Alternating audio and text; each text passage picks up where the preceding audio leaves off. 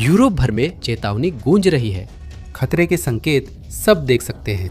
रूस बाल्टिक क्षेत्र में खतरनाक योजना बना रहा है, जिससे एस्टोनिया पुतिन की आक्रामकता का शिकार हो सकता है। अगर रूस एस्टोनिया पर हमला करता है तो क्या होगा? हम यहाँ इसी सवाल का जवाब देंगे, क्योंकि हम संभावित आक्रमण की स्थिति का हर घंटे आकलन करेंगे। रूस क्या करेगा? नेटो कैसे जवाब देगा? क्या एस्टोनिया इनमें से किसी भी चीज के लिए तैयार है? हमारे साथ रहें, हम भूमिका से शुरू करते हैं। सभी चेतावनी संकेत वहां थे सचमुच। अमेरिका ने जून में ही पोलैंड को चेतावनी दी थी कि रूस किसी तरह की उकसावे की कार्रवाई, यहां तक कि आक्रमण की भी योजना बना रहा है। पोलैंड ने सुना, लेकिन बाल्टिक देशों ने ज्यादा ध्यान दिया, क्योंकि प्रधानमंत्री डोनाल्ड टस्क ने चेताया कि अगले महीने अहम है और रूस की बढ़ती आक्रामकता का डर है। रूस पोलैंड में कुछ कर सकता है, लेकिन असली खतरा लात्विया, लिथुआनिया या एस्टोनिया को होगा। एस्टोनिया को पता था कि रूस कुछ योजना बना रहा है, पर क्या नहीं, बस सैन्य जमावड़ा देखकर एस्टोनिया सतर्क हो गया। यूक्रेन के राष्ट्रपति वोलोदिमीर जेलेंस्की ने कई बार कहा कि बाल्टिक देश पुतिन का अगला लक्ष्य हैं। इन दावों से सहयोग को नुकसान हो सकता था। जैसे जैसे एस्टोनिया ने और संकेत देखे, उसे मानना पड़ा कि चेतावनियां सच थीं। जून 2026 के आखिर तक एस्टोनिया ने बाल्टिक सागर में ऐसे रूसी टैंकर देखे थे जो कथित तौर पर तरलीकृत प्राकृतिक गैस ले जा रहे थे और मशीन गनों व रेत की बोरियों से लैस थे। शायद अवरोधन से बचने के लिए एस्टोनिया को इसका जल्द ही पता चलने वाला था। रूस ने जुलाई की शुरुआत में लात्विया, फिनलैंड और एस्टोनिया की रेलवे सीमा चौकियों से यातायात निलंबित कर दिया, शायद रूसी नागरिकों को अनजाने में एस्टोनिया में प्रवेश से रोकने के लिए। चेतावनियां व्यर्थ नहीं थी। कुछ महीनों बाद रूस ने हमला कर दिया। पहला घंटा यह मिसाइल और ड्रोन से शुरू होता है, पैदल सेना या टैंक से नहीं। बाद वाले इंतजार कर रहे हैं। रूस ने आक्रमण से पहले बाल्टिक सीमाओं पर हजारों सैनिकों के लिए बुनियादी ढांचा बनाया था। वे आएंगे, लेकिन पहले एस्टोनिया को वैसे हमलों का सामना करना होगा जैसे यूक्रेन हर दिन झेलता है। इस्कंदर और ओरेशनिक मिसाइलें टालिन व अन्य एस्टोनियाई शहरों पर गिरती है। साथ ही सैकड़ों रूसी शाहिद ड्रोन हमला करते हैं। एस्टोनिया ने यह पहले ही देखा था। सीमाओं पर हवाई और जमीनी निगरानी ने ड्रोन व मिसाइलों का पता लगा लिया था। यूक्रेन के इंटरसेप्टर ड्रोन भंडार के बिना एस्टोनिया रूस के शाहिद ड्रोन को रोकने में संघर्ष कर रहा था। और हालांकि देश ने पैट्रियट जैसे आधुनिक वायु रक्षा प्रणाली पर खर्च करने के लिए 1.2 अरब डॉलर निर्धारित किए थे, लेकिन मिसाइलों को रोकने के लिए वो समय पर नहीं पहुंची थी। रूसी हमले के अंत तक सैकड़ों एस्टोनियाई नागरिक मारे गए थे। इसके बाद रूस ने सैनिक और टैंक भेजने शुरू किए। शुरुआत में घुसपैठ की छोटी टुकड़ियां भेजी गईं। एस्टोनिया सैनिक भेजता है, लेकिन जानता है कि उल्टी गिनती शुरू हो गई है। जैसे जैसे रूस तनाव बढ़ाता है, एस्टोनिया का काम होगा जितना संभव हो सके टिके रहना, रूस के खिलाफ अपनी रक्षा करना, ताकि उसके नेटो सहयोगी खुद को तैयार कर सके। एस्टोनिया जानता है कि वह सीधा मुकाबला नहीं जीत सकता। अमेरिका द्वारा 500 से अधिक सैनिक एस्टोनिया से हटाने का समर रोटेशन फैसला भी उसकी मदद नहीं कर सका। एस्टोनिया को नहीं पता था सैनिक कब लौटेंगे। अब बहुत देर हो गई है। अगर रूस के हमले में एक भी अमेरिकी हताहत होता तो एस्टोनिया को यकीन होता कि अमेरिका रूस को जल्दी रोकने के लिए जवाबी कार्रवाई करता। इस देश की सेना में 7,700 सक्रिय और 2,30,000 रिजर्व सदस्य हैं, जिन्हें 30 लाख से ज्यादा की रूसी सेना का सामना करना पड़ सकता है अगर पुतिन रूस की पूरी ताकत झोंक दे। हालात अभी वहां तक नहीं पहुंचे हैं, लेकिन जैसे जैसे हमला बढ़ता है, एस्टोनिया जानता है कि उल्टी गिनती शुरू हो गई है। अध्ययन बताते हैं कि रूस को बाल्टिक देशों पर कब्जा करने में केवल 90 दिन लगेंगे। तालिन जल्दी गिर सकता है। रूस के टैंक एस्टोनिया की राजधानी 60 घंटे में पहुंच सकते हैं। काम है मोर्चा संभाले रखना। एस्टोनिया की सेना काम पर लग जाती है। अगले 23 घंटे यूरोप के अधिकारी अचानक सक्रिय हो जाते हैं। कईयों को उम्मीद थी रूस हमला करेगा, पर इतनी जल्दी नहीं। यूक्रेन ने चेतावनी दी थी कि 2027 की शुरुआत में ही हमला होना था। जर्मनी को लगता था कि रूस 2029 में तैयार होगा, पर हमला पहले ही हो गया। पूरे यूरोप, खासकर वे देश जो एस्टोनिया के साथ नेटो के सदस्य हैं, जानते हैं कि अब बुलावा अपने सहयोगी के साथ पूर्वी मोर्चे पर लड़ने का आने वाला है। इस बीच एस्टोनिया अपने अस्तित्व के लिए लड़ रहा है। अनुच्छेद 5 लागू करने की तैयारी के बीच ड्रोन, मिसाइलें चल रही है और रूस का जमीनी हमला बढ़ रहा है। घुसपैठिए अब छोटी टुकड़ियों से टैंकों व बख्तरबंद वाहनों के साथ बड़ी टुकड़ियों में बदल रहे हैं। एस्टोनिया डटकर अपनी किलेबंदी संभाले रखने की कोशिश कर रहा है। इसके लिए खाइयां खोदी गई थी। एस्टोनियाई ड्रोन उड़ते हैं और बख्तरबंद वाहन रूसी आक्रमणकारियों का मुकाबला करने निकलते हैं। हाई मार्स लॉन्चर तैनात किए जाते हैं। एस्टोनिया ने अप्रैल 2026 में ऐसे 3 और लॉन्चर खरीदे थे और ये लॉन्चर लंबी दूरी की रणनीति में अहम भूमिका निभाते हैं, जिसका इस्तेमाल एस्टोनिया रूस को पीछे से तबाह करने के लिए करता है जैसे जैसे मोर्चा फैलता है। ये रूस को नहीं रोकेगा, सिर्फ पुतिन की सेना की रफ्तार कम करेगा। एस्टोनिया जानता है कि उसके पास एक तुरुप का इक्का है, जिससे उसे दुखद लेकिन बेहद वास्तविक उम्मीद है कि नाटो जल्दी प्रतिक्रिया देगा। अमेरिकी सैनिक शायद वापस बुला लिए गए हो, लेकिन एस्टोनिया में अन्य देशों की नाटो सेनाएं अभी भी हैं। 2024 में यूनाइटेड किंगडम ने एस्टोनिया की रक्षा के लिए एक ब्रिगेड नियुक्त की थी। अब ब्रिटिश सैनिक रूस से युद्ध की अग्रिम पंक्ति में हैं। नाटो ने जुलाई में एस्टोनिया और लिथुआनिया दोनों में अपनी हवाई गश्ती मिशन को भी अपग्रेड किया था, जिसका मतलब सिर्फ ये नहीं है कि रूस के ड्रोन और मिसाइलों का मुकाबला करने के लिए जेट विमानों को तैनात किया गया है, बल्कि इसका ये भी मतलब है कि एस्टोनिया में अन्य विदेशी सैनिक जो नाटो सदस्य देशों के नागरिक हैं, रूस के खिलाफ लड़ रहे हैं। एस्टोनिया ऐसा नहीं चाहता, पर इन विदेशी बलों में से किसी के भी हताहत होने से एस्टोनिया को फायदा होगा, क्योंकि इससे नाटो की तेज प्रतिक्रिया तय है। 24 घंटे हो चुके हैं। आर्टिकल 5 लागू हो गया है, जो शायद नेटो चार्टर का सबसे अहम अनुच्छेद है। आर्टिकल 5 नेटो के सदस्यों से आह्वान करता है कि अगर किसी एक सदस्य देश पर उसके अपने क्षेत्र में हमला होता है तो बाकी सभी सदस्य उसकी सहायता करें। अब एस्टोनिया को पहले से ज्यादा मदद चाहिए। पुतिन को इसकी उम्मीद थी। वह आर्टिकल 5 के बारे में अच्छी तरह जानते हैं और समझते हैं कि उनका आक्रमण इसे सक्रिय कर देगा। जिस बात पर पुतिन भरोसा कर रहे हैं वो ये है कि नाटो के सदस्य ये तय करने में इतना समय लगा देंगे कि मदद दी जाए या नहीं, वो मदद कैसे दी जाएगी और कब भेजी जाएगी, कि जब तक नाटो सब कुछ तय करेगा तब तक एस्टोनिया गिर चुका होगा। पुतिन ने नाटो में फूट डालने की कोशिश की, यहाँ तक कि अमेरिका को सार्वजनिक रूप से सहयोगियों की आलोचना और कई मौकों पर बाहर निकलने की धमकी देने के लिए भी उकसाया। पुतिन की चालें रूस को ज्यादा वक्त दिलाती है, जिससे एस्टोनिया में उसकी जीत की संभावना बढ़ती है। ये एस्टोनिया के लिए बहुत वास्तविक आशंका है। अक्सर रूसी उकसावे पर नाटो सदस्य आर्टिकल 4 सक्रिय करते हैं, जिससे कार्रवाई की बजाय परामर्श शुरू होते हैं। अगर एस्टोनिया उस रास्ते पर जाता है तो आर्टिकल 5 को सक्रिय करके एस्टोनिया को जिस प्रतिक्रिया की जरूरत है उसे मिलने में हफ्तों या यहाँ तक कि महीनों भी लग सकते हैं। एस्टोनिया जानता है कि उसके पास इतना समय नहीं है। इसी तरह नेटो के सदस्य भी ये बात जानते हैं, लेकिन आर्टिकल 5 को सक्रिय करने का हमारे पास एकमात्र उदाहरण 9/11 के हमले है और 2001 में प्रतिक्रिया देने के तरीके पर सहमति बनाने में नेटो के सदस्यों को कई हफ्ते लग गए थे। फिर भी आर्टिकल 5 सक्रिय हुआ है। एस्टोनिया के प्रमुख अधिकारी दिन रात इस बात पर काम कर रहे हैं कि नेटो की प्रक्रिया पहले से कहीं ज्यादा तेजी से शुरू हो सके, जो कि एक तरह का राजनयिक मिशन है। एस्टोनिया बस यही उम्मीद कर सकता है कि ये प्रयास सफल हो। इससे पहले कि हम आक्रमण परिदृश्य में जाएं, याद दिला दूं कि आप द मिलिट्री शो देख रहे हैं। अगर आपने सब्सक्राइब नहीं किया है तो अभी बटन दबाएं और नोटिफिकेशन बेल ऑन करें ताकि अगला कंटेंट मिस न हो। 48 घंटे बीत चुके हैं। एस्टोनिया की इस आक्रमण के लिए तैयारियां रूस को मुश्किल से ही सही लेकिन दूर रखे हुए हैं। अब टैंक और बख्तरबंद वाहन आ गए हैं।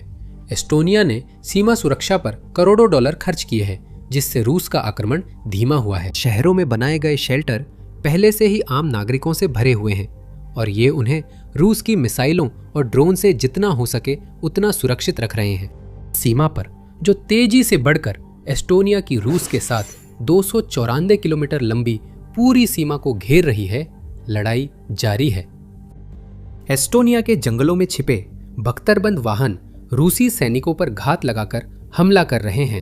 सीमा पर बिछी एंटी पर्सनल माइंस रूसी सैनिकों व टैंकों को निशाना बनाकर उनकी बढ़त धीमी कर रही हैं। जंगलों में सैकड़ों बंकर, हजारों टैंक रोधी अवरोध और अनगिनत खाइयां इस धीमा करने के अभियान में अपनी भूमिका निभा रही हैं। एस्टोनिया भी यूक्रेन युद्ध से सीखे गए कई सबकों को आजमा रहा है, खासकर ड्रोन के इस्तेमाल के मामले में। मई में एस्टोनिया ने $8 मिलियन से अधिक खर्च कर ड्रोन और इलेक्ट्रॉनिक युद्ध परीक्षण प्रयोगशाला खोली थी और इससे पहले घरेलू ड्रोन उत्पादन का विस्तार शुरू किया था। एस्टोनियाई सैनिक अब तक मिले प्रशिक्षण को आजमा रहे हैं जब वे रूसी टैंकों और सैनिक जमावड़ों पर ड्रोन हमला करते हैं। रूसी सेना अब भी आगे बढ़ रही है। बाधाओं के बावजूद उनकी संख्या बहुत अधिक है। 60 घंटे हो चुके हैं। लगभग उसी अनुमानित समय पर रूसी सेना सीमा की रक्षा पंक्तियों को तोड़कर टालिन के बाहर पहुंचती है। नार्वा पहले ही गिर चुका है। सीमा पर स्थित यह शहर, जो सेंट पीटर्सबर्ग के ज्यादा करीब है बनिस्बत एस्टोनिया की राजधानी के, जैसे ही उस नदी को पार किया गया जिससे शहर का नाम पड़ा है, इसका टिकना नामुमकिन हो गया। रूस बाल्टिक सागर में नौसैनिक बल जमा कर रहा है। समय तेजी से निकलता जा रहा है। टालिन संकट के कगार पर है। एस्टोनिया को उम्मीद रही होगी कि पोलैंड और अन्य बाल्टिक देश बिना नेटो की मंजूरी के भी उसकी तुरंत मदद के लिए आएंगे, लेकिन ऐसा नहीं हुआ। दोनों बाल्टिक सागर में रूसी जहाजों की मौजूदगी और कालिनिनग्राद एक्सक्लेव को लेकर चिंतित हैं। वे लड़ने के लिए तैयार हैं, लेकिन उन्हें इस लड़ाई में बाकी नाटो देशों की भी जरूरत है। 72 घंटे हो चुके हैं। नाटो के भीतर चर्चा हड़बड़ी में चल रही है, क्योंकि उसके सदस्य देख रहे हैं कि रूस के खिलाफ उसके पूर्वी मोर्चे का एक अहम हिस्सा कब्जे में जाने के कगार पर है। एक फैसला लेना होगा। पुतिन दाव लगा रहे हैं कि नाटो की प्रतिक्रिया धीमी होगी। एस्टोनिया के लिए 72 घंटे विनाशकारी है, क्योंकि टालिन में हर घंटे जमीन खोई जा रही है। नाटो ने पुतिन की ब्लफ को बेनकाब कर दिया है। अब कोई कड़ी निंदा या पुतिन से अपनी हरकतें रोकने की बेकार अपील नहीं होगी। एस्टोनिया में जो हो रहा है वह पूरे यूरोप के लिए अस्तित्व का खतरा है और नाटो के यूरोपीय सदस्य यह जानते हैं। पुतिन एस्टोनिया के बाद अन्य बाल्टिक देशों और फिर संभवतः पोलैंड पर हमला कर सकते हैं। आर्टिकल 5 लागू हो गया है और मंजूरी मिल गई है। एस्टोनिया अभी राहत महसूस नहीं कर रहा। उसे पता है कि वो नेटो सहयोगियों के साथ अच्छी तरह लड़ सकता है। इस वसंत में एस्टोनिया ने एक बड़े अभ्यास में हिस्सा लिया, जिसमें 4 मई से 1 जून तक 12,000 सैनिक और यूक्रेनी प्रतिनिधि शामिल थे, जिन्होंने यूक्रेन युद्ध से मिले सबक साझा किए। हालांकि एस्टोनिया जानता है कि नेटो का आर्टिकल 5 लागू करने का फैसला केवल पहला कदम है। सैनिकों को आगे बढ़ना और योजनाएं बनानी होंगी। पूरी नाटो प्रतिक्रिया देखने में हफ्ते लग सकते हैं। हालांकि एस्टोनिया के पास खुशी की वजह है। बाल्टिक सागर, जिसे नेटो का रणनीतिक सागर कहा जाता है, 8 नेटो देशों से घिरा है, जिनमें एस्टोनिया भी है। अन्य बाल्टिक देश, पोलैंड और नॉर्डिक देश जैसे फिनलैंड, स्वीडन, नॉर्वे बाकी यूरोपीय नेटो सदस्यों की तुलना में नेटो की पुकार पर तेज प्रतिक्रिया दे सकते हैं। दुर्भाग्य से एस्टोनिया की रक्षा में कुछ ब्रिटिश सैनिक मारे गए। इससे ब्रिटेन की ओर से कार्रवाई शुरू हो गई है और उसने बाल्टिक सागर में युद्धपोत और पनडुब्बियां भेजी हैं। स्वीडन का गोटलैंड और डेनमार्क का बॉर्नहोम रणनीतिक चोक पॉइंट बनकर रूसी युद्धपोतों की गति धीमी कर देते हैं और उन्हें एस्टोनिया तट पर ताकत केंद्रित करने से रोकते हैं। पोलैंड की सेनाएं बाल्टिक क्षेत्र की ओर बढ़ना शुरू कर देती है। कैलिनिंग्राद जितना खतरनाक था, उतनी ही जल्दी उससे निपटा जाता है। नाटो की पूर्वी वायु शक्ति ने रूस के कैलिनिंग्राद के अधिकतर ठिकानों और कई इलेक्ट्रॉनिक युद्ध केंद्रों को नष्ट कर दिया, जो बाल्टिक सागर में समस्याएं पैदा कर सकते थे। कैलिनिंग्राद बेकार नहीं है। जिन मिसाइल प्रक्षेपण स्थलों को नेटो नष्ट नहीं कर पाता, वे फायरिंग शुरू कर देते हैं, जिससे उनकी लोकेशन पता चलती है और फिर उन पर हवाई हमला होता है। नाटो सक्रिय है। एस्टोनिया की लड़ाई 2 हफ्तों से जारी है। एस्टोनिया का बड़ा हिस्सा रूस के कब्जे में है, लेकिन बाल्टिक, पोलैंड और नॉर्डिक देशों के शामिल होने से उसकी वापसी सामरिक रही। अब दोनों ओर हजारों सैनिकों के साथ मोर्चा बन गया है, जिससे रूसी सेना की बढ़त धीमी हो गई है। हर दिन और नाटो सेनाएं बाल्टिक क्षेत्र पहुंच रही है। लॉजिस्टिक्स सुलझते ही बाल्टिक क्षेत्र में हथियारों की सप्लाई शुरू हो जाती है। पोलैंड खुद को सबसे अलग स्थापित कर रहा है। उसकी सेनाएं पहले ही हवाई हमलों की लहर में कलिनिंग्राद में प्रवेश कर चुकी है और उसे अपने कब्जे में ले चुकी है।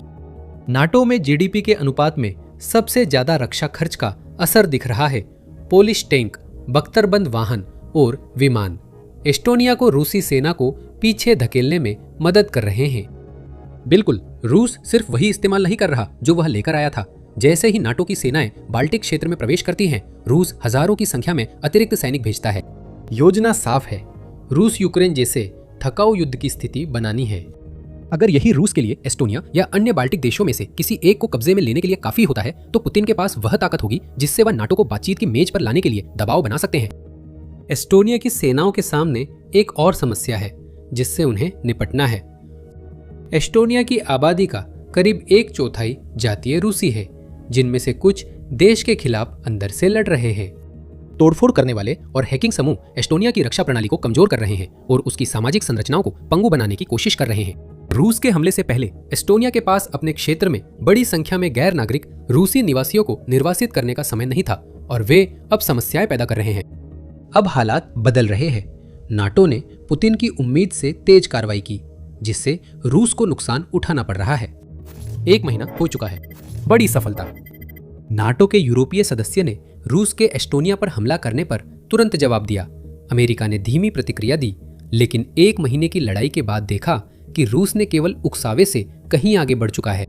युद्ध अभी बाल्टिक क्षेत्र तक सीमित है, फिर भी कई लोग मारे जा रहे हैं और अमेरिका इसे समझता है। प्रशासन की धमकियों के बावजूद यूरोप में उसकी ताकत खतरे में है, खासकर अब जब एस्टोनिया के साथ अन्य देश भी शामिल हैं। अमेरिका सैनिक भेजना शुरू कर देता है। उन्हें पहुंचने में समय लगेगा, लेकिन वे आ रहे हैं। पुतिन को साफ संदेश दिया गया है कि उनकी परीक्षा नाकाम रही। अगर पूरा नेटो रूस के विरोध में खड़ा हो तो नेटो को हर मामले में बढ़त मिलेगी। लगभग 3 गुना सक्रिय सैनिकों के साथ अधिक विमान, टैंक, बख्तरबंद वाहन, जहाज और तोपें युद्ध में लाई जा सकती हैं। पुतिन दबाव बनाते हैं, लेकिन उनके सामने एक और समस्या है जो रूस के पतन का कारण बनती है। 2 महीने हो गए हैं। पुतिन ने नाटो की धीमी प्रतिक्रिया और एस्टोनिया पर तेज कब्जे की उम्मीद की थी, लेकिन दोनों विफल रहे। अब उनकी समस्या है कि वे इतने घमंडी थे कि एस्टोनिया पर नेटो से पहले कब्जा कर लेंगे, इसलिए यूक्रेन युद्ध खत्म होने का इंतजार नहीं किया। अब रूस खुद को 2 युद्धों में, नाटो के पूर्वी मोर्चे और यूक्रेन में लड़ता पाता है। एक ऐसी दुविधा पैदा हो गई है जिसमें हर विकल्प नुकसानदेह है। अगर पुतिन यूक्रेन से सैनिक हटाकर एस्टोनिया भेजते हैं तो यूक्रेन अपनी जमीन ले सकता है। उल्टा होने पर नाटो रूस को और पीछे धकेलता है और इसी दौरान नाटो की रसद आपूर्ति लाइनें सैनिकों और उपकरणों को लगातार पूर्वी मोर्चे की ओर भेजती रहती है। दोनों पक्ष एक दूसरे पर मिसाइलें दाग रहे हैं। नाटो की मजबूत वायु शक्ति से रूस की सैन्य सुविधाएं मिसाइलों और बमों से नष्ट हो रही हैं। लेकिन अमेरिका के शामिल होने के साथ पुतिन जानते हैं कि वे परमाणु हथियारों का सहारा नहीं ले सकते, कम से कम तब तक नहीं जब तक कि उतना ही बड़ा जवाब न मिले जो इस युद्ध को पूरी दुनिया के लिए विनाशकारी बना देगा। पुतिन नेटो से नहीं लड़ना चाहते थे, बल्कि एस्टोनिया और बाकी बाल्टिक देशों पर कब्जा कर नेटो के बचे हुए सदस्य देशों को बातचीत के लिए मजबूर करना चाहते थे। रूस ने अपनी ताकत बहुत ज्यादा बिखेर दी है। पुतिन को एस्टोनियाई विदेशी खुफिया सेवा के पूर्व निदेशक रेनर सैक्स की बात सुननी चाहिए थी, जब उन्होंने कहा था कि रूस के पास अपने युद्ध को पश्चिम की ओर बढ़ाने की क्षमता नहीं है और वो हवाई हमलों के प्रति संवेदनशील है। यूक्रेन ने रूस की कई वायु रक्षा प्रणालियां नष्ट कर प्रभावशाली काम किया है। अब पुतिन ये सब सच होते देख रहे हैं। अपनी सेना को विभाजित करना भी एक समस्या है। जिन सैनिकों को वह नाटो के खिलाफ लड़ने के लिए भेज रहा है, उनमें से कई खराब तरीके से प्रशिक्षित रिजर्व है, जिन्हें यूक्रेन की कत्लगाह में झोंकने की तैयारी की जा रही है। वे ऐसे युद्ध के लिए प्रशिक्षित नेटो बल के लिए तैयार नहीं है। नाटो सेनाएं अब यूक्रेन के साथ पहले से कहीं अधिक सीधे सहयोग कर रही हैं, जिससे नाटो के सैनिकों के रूस के खिलाफ यूक्रेन भेजे जाने की संभावना बढ़ गई है। ऐसा नहीं होना था। एस्टोनिया जल्द गिरना चाहिए था, लेकिन ऐसा नहीं हुआ और अब पुतिन को हताशा में पीछे हटना पड़ रहा है। उसने नाटो को परखा और उम्मीद से अधिक पाया। ये उन कई संभावित परिदृश्यों में से सिर्फ एक है जो रूस के एस्टोनिया पर हमले की स्थिति में हो सकता है, और शायद यही सबसे अनुकूल परिदृश्य है। सब कुछ नेटो की प्रतिक्रिया पर निर्भर है। गति, ताकत, अमेरिका कितनी भागीदारी करता है और रसद आपूर्ति की व्यवस्थाएं कैसे बनाई जाती हैं, इन सब पर निर्भर करता है। आक्रमण का समय भी एक कारक है। हमने मान लिया है कि जब रूस हमला करता है तब यूक्रेन युद्ध अभी भी जारी है, लेकिन पुतिन इंतजार भी कर सकते हैं जब तक वो युद्ध खत्म नहीं हो जाता, ये मानते हुए कि वो युद्ध उस समय सीमा के आसपास ही खत्म हो जाए जिसकी पुतिन को वास्तव में एस्टोनिया पर हमला करने के लिए जरूरत है। हमने यह भी मान लिया है कि रूस के पास एस्टोनिया पर हमला करने के लिए पर्याप्त मजबूत सेना होगी। ये तय नहीं है, खासकर जब यूक्रेन युद्ध ने रूस के लिए कई समस्याएं बढ़ा दी है। आंकड़े झूठ नहीं बोलते। यूक्रेन में रूस को भारी हताहत झेलने पड़ रहे हैं, जिससे जनसांख्यिकीय संकट गहरा रहा है। कोई और हमला रूस को अनजान दुश्मनों के लिए भी कमजोर कर सकता है। और जानना चाहते हैं तो हमारा वीडियो देखें। अगर आपको ये वीडियो पसंद आया हो तो सब्सक्राइब करें और नोटिफिकेशन बेल दबाएं ताकि द मिलिट्री शो के और वीडियो देख सके। देखने के लिए धन्यवाद।